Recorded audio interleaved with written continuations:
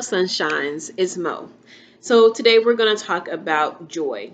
These are 10 lessons that I've learned about joy, about the gift of joy, about the spirit of joy, about the things that I've learned over the years and things that have come into play this week, today, all of that. Because as I said in my welcome video, that I am in school. I'm in graduate school for physical therapy, and it's been a rough week. It's been a hard week. There's been some things going on, and these are things that I had to write down, like literally things that I was thinking about, and things that I actually had written down from like a year ago about joy in the things that I'm learning about it. So here we go. Okay, is the first thing is that joy is not based on circumstances, situations, or the thoughts in your head, but it is based on the truth that keeps you grounded in who God is. Joy comes from God, and when we are anchored and rooted in God, we can have joy and know that He's got us, and that um, these situations, these circumstances are temporary. So, number two, joy is choosing to be excited about trusting God for the future. You know how it says in Proverbs 31, where um, the virtuous woman laughs at the days to come. You know, that is that joy of expecting blessings and goodness in the future. Um, because we know that God will never leave us nor forsake us. So we can trust and have joy in expecting the good things and the blessings to come to us through God. Number three is joy is not an emotion, it is a state of being that is in response to the fact that the end is rigged in our favor.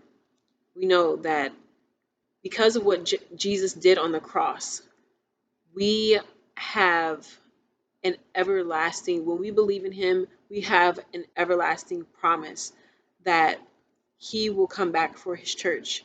And when we stay faithful to Him, and when we trust Him, and when we put our faith and our hope in Him, that is a guarantee. You know, we are guaranteed that grace, we are guaranteed that salvation, we are sealed with Christ. So we don't have to be afraid, and we can walk, even not being afraid, but we can go even beyond that and have joy and rejoice at the coming of the Lord, because we know that we are going to be taken up into heaven with Him and live for eternity with Him. So that is in and of itself a reason to be joyful. All right. Number four, the joy of the Lord is true strength. It takes the strength of joy, to keep us from giving into fear, doubt, and compromise. That I have nothing else to say with that one. Um, it's so true and so important.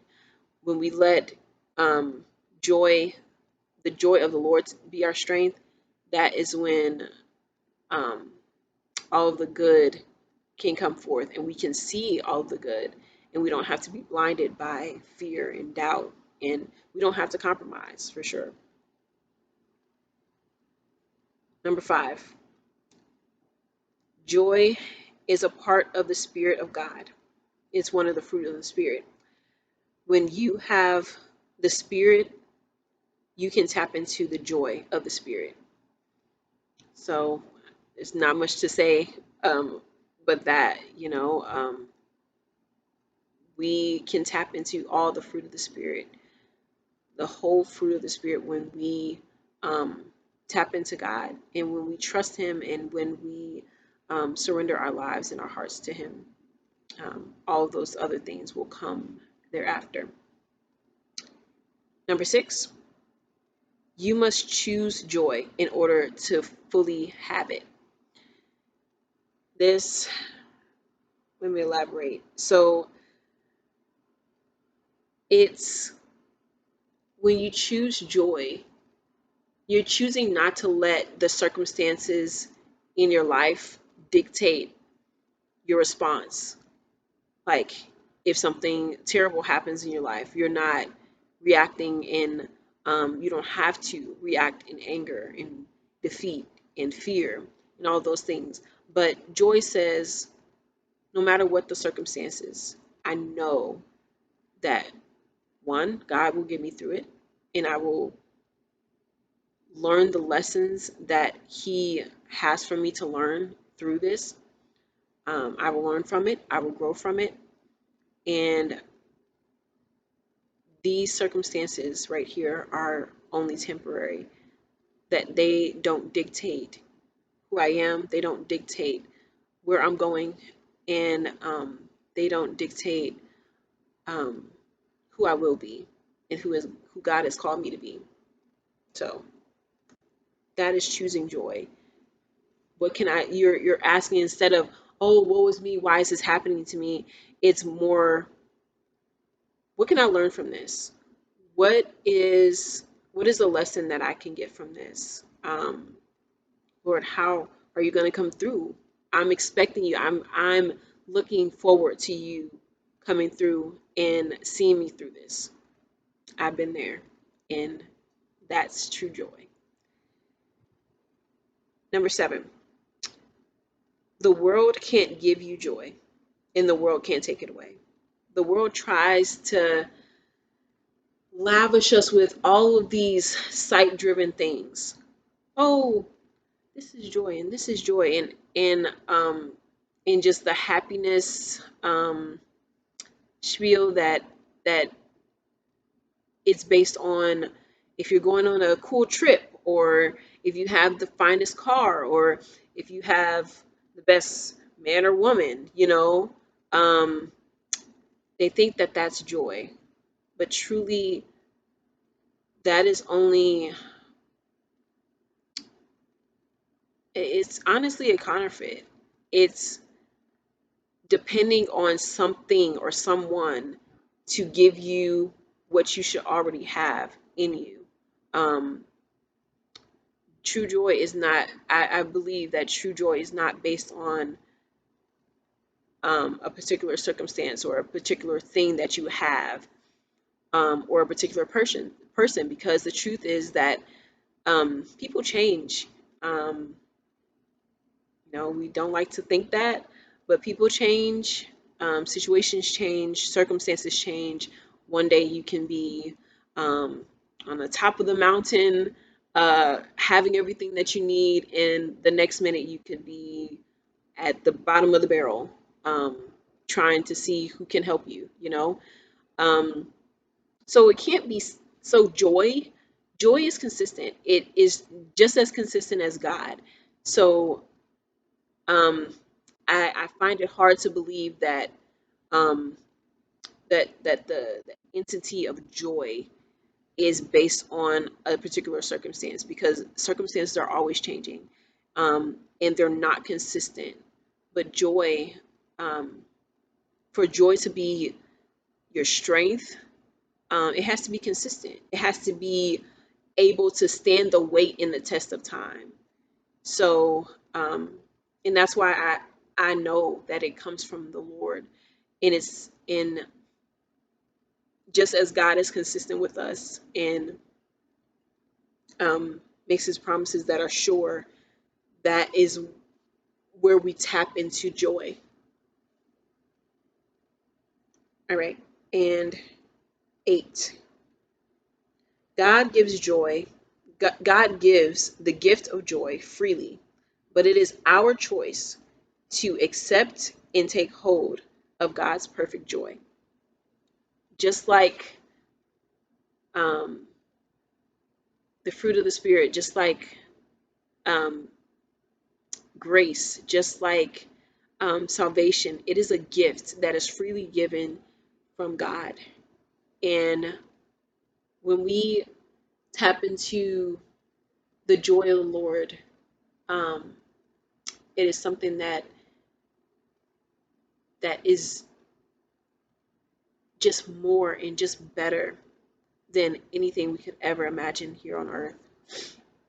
Um, but we have to choose it. We have to take a hold of it and not let it go. We have to um, we have to accept the joy just as we accept grace. It is one of those things where it's a mystery. Um, it's kind of hard to describe how it works, or but it is definitely a choice. It's definitely I found that it's definitely something um, that you tap into, and a lot of times I tap into it by praising God, and that being the catalyst in the starter to that basking in that joy of the Lord. And number 9, fear is a joy killer. Release or face your fears, and joy will soon follow. Um, we talked about this before, where um, the thought of fear, the idea of fear, it kills everything good about your walk with God. It kills everything good about faith. It kills everything good. It kills joy. It kills everything good about your relationship with God, and it can separate you from God. Um, Allowing fear to take over, you can't have faith, and if you don't have faith in God, then you can't have the joy of the Lord. So um, we have to face our fears, or we have to, in our minds, know that this fear that I'm fearing, this thing that I'm fearing, it has no weight in my life. I like to think of what's the worst case scenario that could possibly happen with this situation, or with this person, or with this circumstance. And I face that. I'm like, if this were to happen, this is how I would respond. So therefore, it has no weight. It kind of just dissipates all of the hold that it can have on me. So that is how I then praise God and tap into that joy of, Lord, you are my strength. You are my redeemer. You are everything that I need. And just going in praise, through praise, um, into that joy. And the last one is number 10. Weeping may endure for a night, but joy comes in the morning. And that is Psalms 35b, the last part of that verse. And that speaks for itself. No matter how dark the circumstances are, or no matter how dark things get, it can only be temporary. There has to be something that um, comes after that is at least a little bit better than what it is. It um, Just like we have seasons with the weather, or um, we have day and night.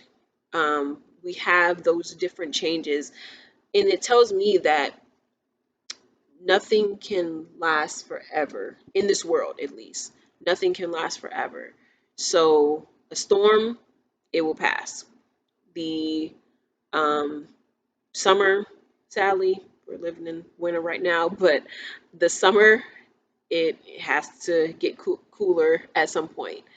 Um, the the rain, it has to stop. We have to, in nighttime, it has to come today eventually. And I think that's how joy is. You may be sorrowful, you may be down on yourself, you may be angry, whatever those negative emotions are, take hope and take courage to know that joy is coming, laughter is coming. And when we hope in that, it brings it further along. Like, I might be feeling this way. Like, just today, I was feeling like not kind of off, not really in my element. And, just doing this, just getting on this camera here, is just reminding me of that joy, of that truth that um, it's only temporary, that joy is coming, peace is coming, all of those good, precious things through God, it's coming. When we anchor into the truth, those things are right on its way. So I hope this was helpful. I hope this is something you enjoyed. Um, and remember, let your light shine before men. And God bless.